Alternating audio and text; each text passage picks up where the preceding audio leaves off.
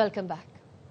Bulletin کا آغاز کریں گے۔ ایران نے کویت، سعودی عرب، بحرین اور قطر پر تابڑتوڑ ڈرون اور میزائل حملے شروع کر دیے۔ کویت میں بندرگاہ کو ڈرون سے نشانہ بنایا گیا۔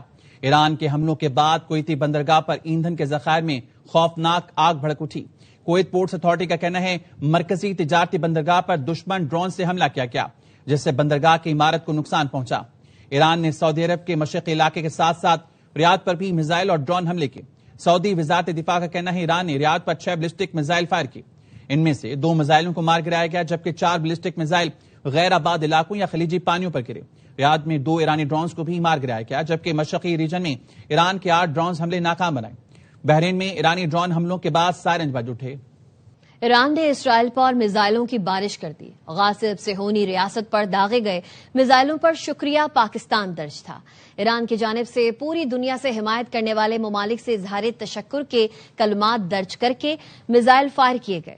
ان میزائلوں پر پاکستان کا نام انتہائی واضح طور پر لکھا گیا۔ ایرانی میزائلوں، ڈرونز اور ملٹی وار ہیڈ ہتھیاروں نے کئی شہروں میں تباہی مچا دی۔ کریات میں گاڑی تباہ ہو گئی۔ کفر قسیم میں 2 افراد زخمی ہوئے۔ انفراسٹرکچر کو نقصان پہنچا۔ شمالی شہر نہاریہ میں بڑے پیمانے پر نقصان ہوا۔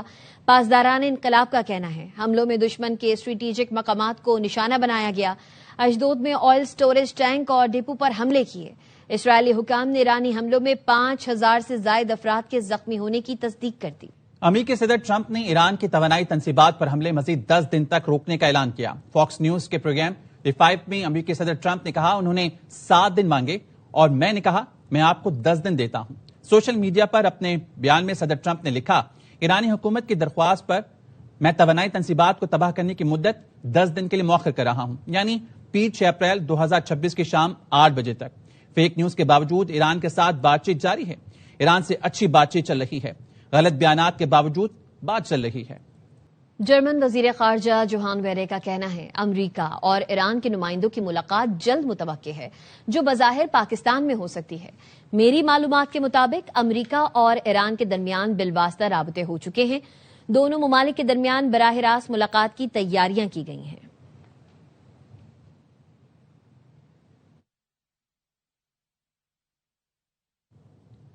اسرائیل نے ایران بھر میں فضائی دفاعی نظام اور میزائل تنصیبات کو نشانہ بنانے کا دعویٰ کیا ہے۔ اسرائیلی فوج کا کہنا ہے تہران میں ان مقامات کو نشانہ بنایا گیا جو بیلسٹک میزائل سمیت دیگر ہتھیار بنانے کا مرکز تھے۔ اسرائیلی فوج کا یہ بھی دعویٰ ہے کہ مغربی ایران میں اسرائیلی فضائیہ نے میزائل لانچرز اور میزائل ذخیرہ کرنے والے مقامات کو بھی نشانہ بنایا۔ اصفہان کے رہائشی علاقے پر حملے میں 26 افراد شہید ہو گئے۔ تہران میں پاکستانی سفارت خانے کے اطراف اسرائیل کی جانب سے بمباری کی گئی ہے۔ اسرائیلی بمباری میں پاکستانی سفارت خانے کا عملہ محفوظ رہا۔ امریکی اخبار وال اسٹریٹ جرنل کا کہنا ہے صدر ٹرمپ مزید 10,000 فوجی مشرق وسطی بھیجنے پر غور کر رہے ہیں۔ رپورٹ میں بتایا گیا ہے کہ ممکنہ تعیناتی کا مقصد صدر ٹرمپ کو مزید فوجی آپشنز فراہم کرنا ہے۔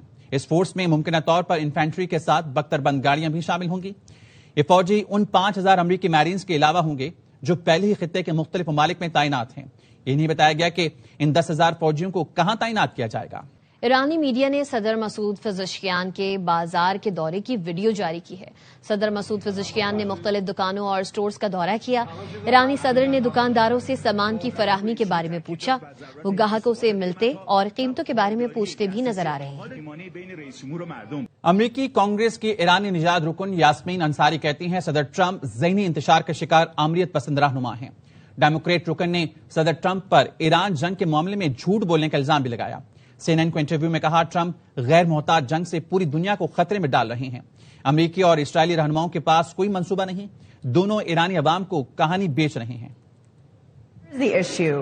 Donald Trump is a wannabe dictator and authoritarian here in the United States. He doesn't want democracy for the American people. Him using ICE and turning ICE into his own personal paramilitary force. He has gone after the press. He has tried to go after his own political opponents. So it's very painful to see the way that himself and Prime Minister Benjamin Netanyahu are outright lying and selling a fantasy to Iranian people. Donald Trump has said he's not interested in actual freedom or democracy for the Iranian people.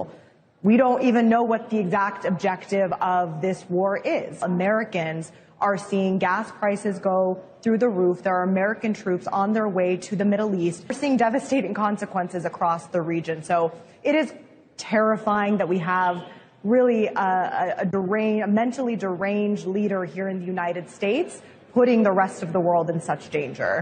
Iran کے supreme leader آیت اللہ خامنائی کی شہادت سے چند لمحے پہلے کی تصویر جاری کر دی گئی. شہید آیت اللہ خامنائی کے آفس کی CCTV سے آخری لمحات کی تصویر لی گئی. آخری تصویر میں شہید آیت اللہ خامنائی کو قرآن کی تلاوت کرتے دیکھا جا سکتا ہے. ایرانی سرکاری میڈیا نے شہید آیت اللہ خامنائی کی تصویر جاری کی.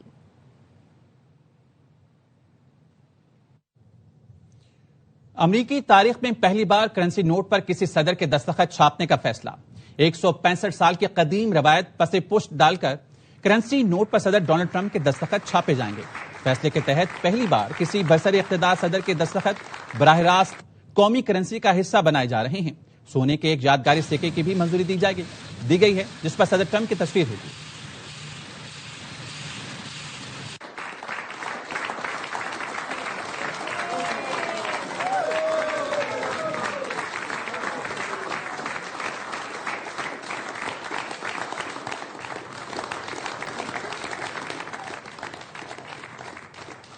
دیگر خبریں شامل کریں گے. پاکستان دنیا کا واحد ملک ہے جہاں بازار دوپہر کے بعد کھلتے ہیں اور نصف رات کے بعد بند ہوتے ہیں. کئی بار ہر سطح پر یہ مسئلہ اٹھایا لیکن تاجر حضرات کی طاقت کے سامنے حکومتیں لاچار ہیں. وزیر دفاع خواجہ آصف کا ایکس پر پیغام لکھا: برسوں سے بجلی کا رونا رویا جاتا ہے. بجلی چوری حق سمجھ کے کی جاتی ہے. اللہ نے ہمیں 12 مہینے سورج کی روشنی سے نوازا ہے لیکن ہم بضد ہیں کہ کاروبار رات کے اندھیرے میں بجلی کی روشنی میں ہی کریں گے. دنیا مغرب کے بعد بازار بند کرتی ہے. ہفتے میں ایک مکمل چھٹی ضرور ہوتی ہے. ہمارے ملک میں ایسی مارکیٹیں موجود ہیں جہاں رزق حلال چوری کی بجلی سے کمایا جاتا ہے.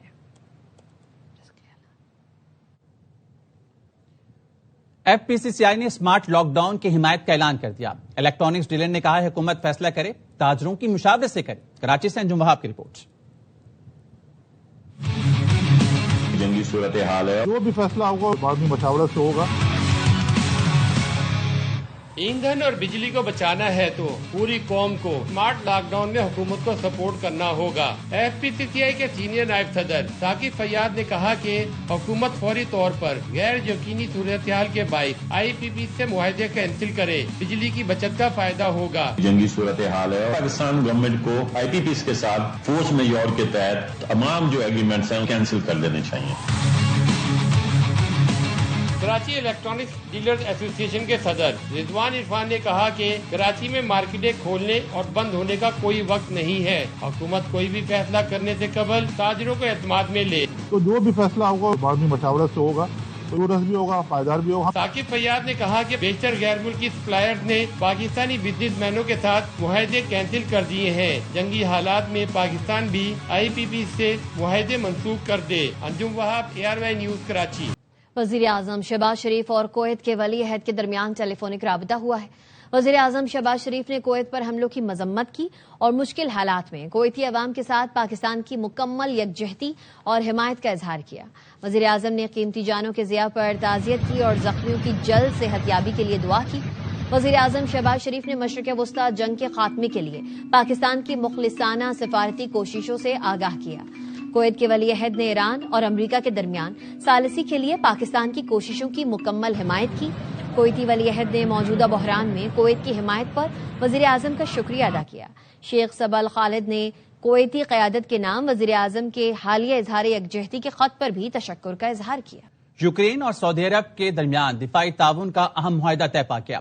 یوکرینی صدر زیلنسکی نے ایکس پر لکھا کہ یوکرین اور سعودی وزارت دفاع کے درمیان معاہدے پر دستخط ہو گئے ہیں. یوکرین اور سعودی عرب نے دفاعی نظام کے تبادلے پر اتفاق کیا. کہا کہ تیل اور توانائی تعاون کے شعبے میں بھی ممکنہ شراکت داری ہو سکتی ہے. یوکرینی صدر کا کہنا ہے ایرانی حملوں جیسی صورتحال کا سامنا یوکرین کو بھی ہے. یوکرین 5 سال سے میزائل اور ڈرون حملوں کا سامنا کر رہا ہے. بیلاروس کے صدر شمالی کوریا پہنچے. لوکاشینکو نے کم جونگ ان کو رائفل تحفے میں دی. رائفل دیتے ہوئے مزاحیہ انداز میں کہا اگر دشمن سامنے آ جائے تو کام آئے گی، جس پر کم جونگ ان نے ہنستے ہوئے ہتھیار کا معائنہ کیا اور اس کی ری لوڈنگ نظام کو بھی آزمایا. لوکاشینکو کا شمالی کوریا کا یہ پہلا دورہ ہے. کراچی کے علاقے جوہر موڑ پر بہادر شہری نے 2 ڈکیتوں کو گولیاں مار کر ہلاک کر دیا۔ شہری نے بھاگتے ڈاکوؤں کو گاڑی سے ٹکر ماری تو لٹیروں نے گولیاں چلا دی۔ شہری کی جوابی فائرنگ سے 2 ڈکیت مارے گئے۔ ایک ساتھی رکشے میں بیٹھ کر رفو چکر ہو گیا۔ تفصیلات بتا رہے ہیں نذیر شاہ۔ موڑ کے قریب پل کے اوپر فائرنگ کا واقعہ پیش آیا تھا، جہاں ایک شہری کی فائرنگ سے 2 ڈاکو موقع پر ہی مارے گئے، ایک فرار ہو گیا۔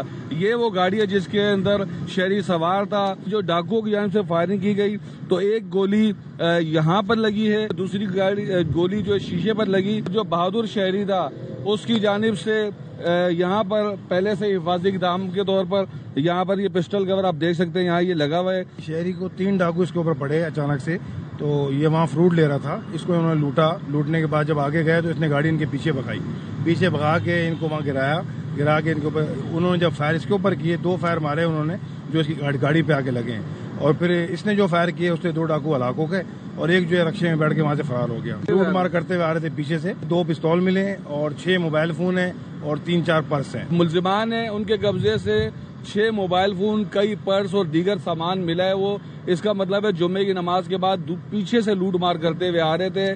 کوہاٹ میں 3 بھائیوں کو گولیاں مار کر قتل کر دیا گیا۔ ملزم واردات کے بعد فرار ہونے میں کامیاب ہو گئے۔ مزید جاننے کے ہمارے نمائندے عنایت اورگزئی ہمارے ساتھ ہیں۔ عنایت، آگاہ کیجیے گا خبر سے متعلق۔ جی، یہ کوہاٹ شہر کے علاقہ کالو بانڈا میں نامعلوم موٹر سائیکل سواروں نے فائرنگ کر کے 3 سگے جوان سال بھائیوں کو قتل کر دیا اور ملزمان فرار ہونے میں کامیاب ہو گئے۔ واقعے کی فوری بات ڈی پی او کوہاٹ شہباز الہی موقع پر پہنچے، جائے واردات پر پہنچے اور پولیس اور حکام کو سختی سے ہدایت جاری کی کہ ملزمان کو ہر حال میں گرفتار کر کے قانون کی کٹہرے میں لایا جائے۔ تاہم ابھی تک یہ واضح نہیں ہو سکا کہ یہ قتل کس حوالے سے کی گئی ہے۔ جی ٹھیک ہے عنایت، کچھ معلومات حاصل ہو سکی کہ واقعہ کیوں پیش آیا؟ کیا کوئی ذاتی دشمنی تھی؟ فی الحال کچھ نہیں کہا جا سکتا اس بارے میں، اور یہ کہا جا رہا ہے کہ کچھ ان کی ان بن ہو گئی تھی، کوئی ذاتی دشمنی تھی، یہ بتایا جا رہا ہے عام لوگوں سے۔ اچھا، یہاں پہ جو شواہد حاصل کیے گئے، گولیوں کے خول ملے ہیں، کہ کچھ معلوم ہو سکا ہے کہ کون تھے، کہاں سے آئے تھے لوگ؟ جی، پولیس نے تمام شواہد اکٹھے کر لیے ہیں۔ ابھی تک تاحال FIR درج نہیں ہو سکی، اور تاہم ابھی تک جو قتل ہوئے ہیں ان کے لواحقین نے بھی FIR درج نہیں کی، تاکہ پتہ چل سکے کہ یہ کیا وجوہات ہو سکتی ہیں۔ اچھا عنایت، ان کی عمریں کیا تھی اور یہ کرتے کیا تھے؟ جی، ان کی عمریں بالترتیب 35 سال، 30 سال اور 25 سال ان تینوں بھائیوں کی عمریں تھی، اور یہ عام روزگار، عام مزدوری کیا کرتے تھے۔ ٹھیک ہے، بہت شکریہ، تفصیل آگاہ کر رہے تھے عنایت اورگزئی۔ کراچی کی سڑکیں شہریوں کے لیے درد سر بن چکی ہیں۔ لیاقتباد سے حسن اسکوائر جانے والی اہم شاہراہ سرشاہ محمد سلیمان روڈ کافی عرصے سے ٹوٹ پھوٹ کا شکار ہے، جبکہ کچرے کے ڈھیر نے شہریوں کو دوہرے عذاب میں مبتلا کر رکھا ہے۔ روحا فاطمہ رپورٹ کر رہی ہیں۔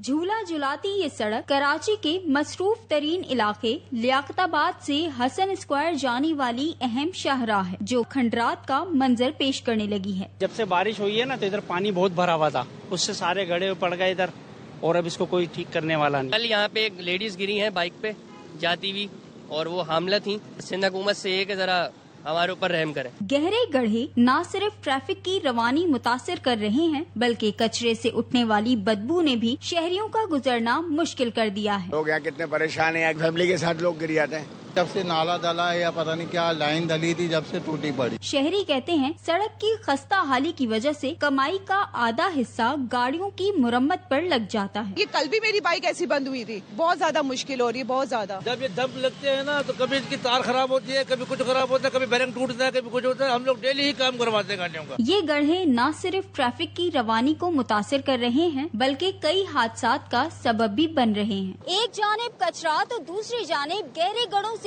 روزانہ گزرنے والے شہریوں کا صبر اب جواب دے چکا ہے۔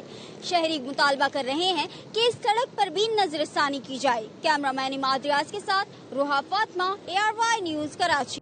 Chairman Peoples Party Bilawal Bhutto Zardari سے گورنر پنجاب سردار سلیم حیدر کی ملاقات ہوئی. گورنر نے کہا اگلے الیکشن میں پیپلز پارٹی پورے پنجاب سے کلین سویپ کرے گی. بلاول بھٹو زرداری اور گورنر پنجاب کی ملاقات میں پنجاب کی سیاسی صورتحال پر تفصیلی تبادلہ خیال کیا گیا. چیئرمین بلاول بھٹو زرداری نے سردار سلیم حیدر خان کی پنجاب کی عوام کے لیے خدمات کو سراہا اور کہا کہ انہوں نے پیپلز پارٹی کے کارکنان، جیالوں اور ناراض ورکرز کو متحرک اور تازہ دم کر دیا ہے. گورنر پنجاب کا کہنا تھا کہ بلاول بھٹو کو عوامی مینڈیٹ سے پاکستان کا وزیر اعظم بنانے تک چین سے نہیں بیٹھیں گے. بلوچستان میں نئے اضلاع بنانے کا اعلان. وزیراعلیٰ سرفراز بگٹی کہتے ہیں پیچھے رہ جانے والے علاقوں کو آگے لائیں گے. سوشل میڈیا، ہڑتال، جلسوں سے بلیک میل نہیں ہوں گا. افغان ہمارے بھائی ہیں، حملے نہ کریں.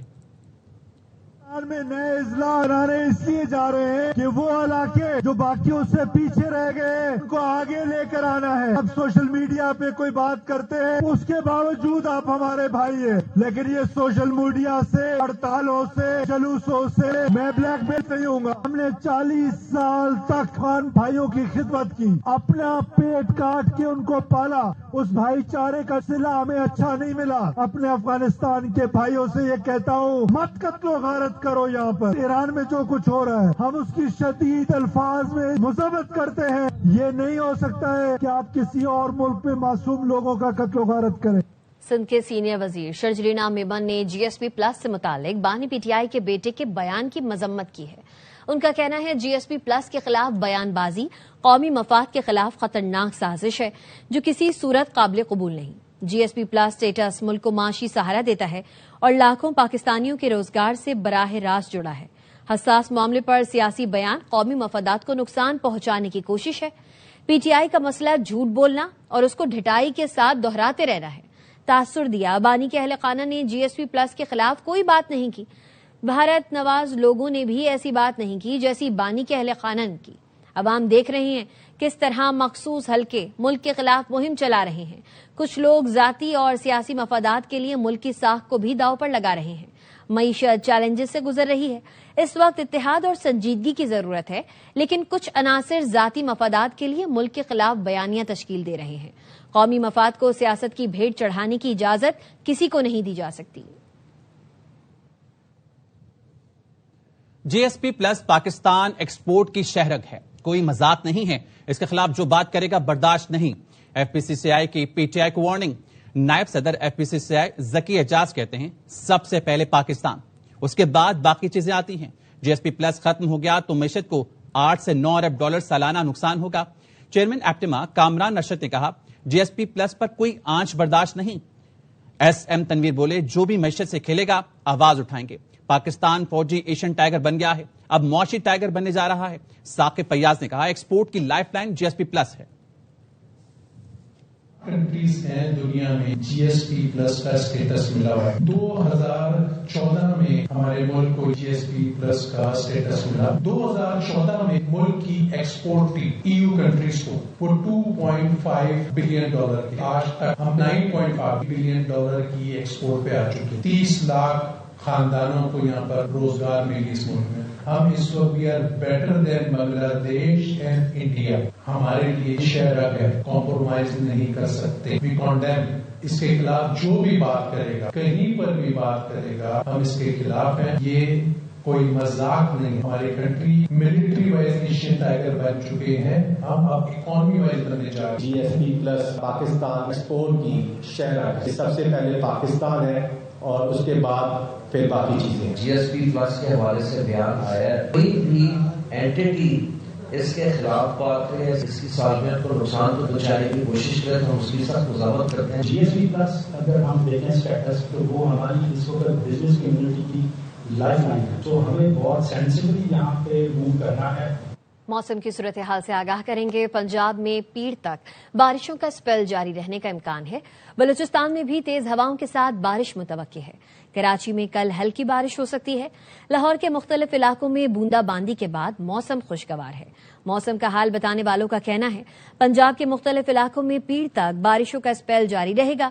اسلام آباد اور گرد و نواح میں موسم خشک اور مطلع جزوی ابرآلود رہے گا. بلوچستان کے مغربی اضلاع میں تیز ہواؤں اور گرج چمک کے ساتھ بارش متوقع ہے. خیبر پختونخوا کے بیشتر اضلاع میں مطلع جزوی ابرآلود رہے گا. گلگت بلتستان میں مطلع آلود جبکہ آزاد کشمیر میں تیز ہواؤں اور گرج چمک کے ساتھ بارش کا امکان ہے۔ نیوز اسٹوڈیو سے فی الحال اتنا ہی، دیکھتے رہیے ARY نیوز۔